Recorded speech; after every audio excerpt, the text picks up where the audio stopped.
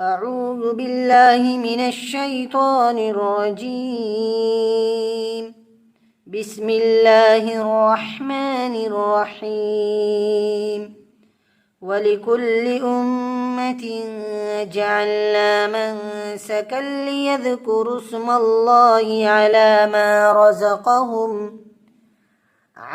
ما رزقهم من بهيمة الأنعام. فإلهكم إله واحد فله أسلموا. وبشر المخبتين الذين إذا ذكر الله وجلت قلوبهم والصابرين على ما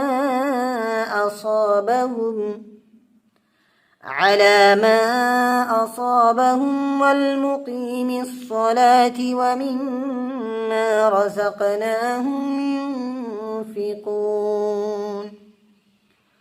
والبدن جعلناها لكم من شعائر الله لكم فيها خير فاذكروا اسم الله عليها صواف. فإذا وجبت جنوبها فكلوا منها وأطعموا القانع والمعتر كذلك سخرناها لكم لعلكم تشكرون. لن ينال الله لحومها ولا دماؤها ولكن يناله التقوى منكم. كذلك سخرها لكم لتكبروا الله على ما هداكم.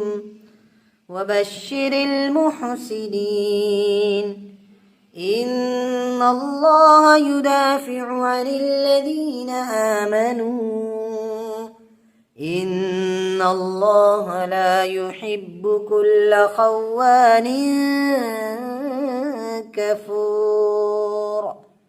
صدق الله العظيم.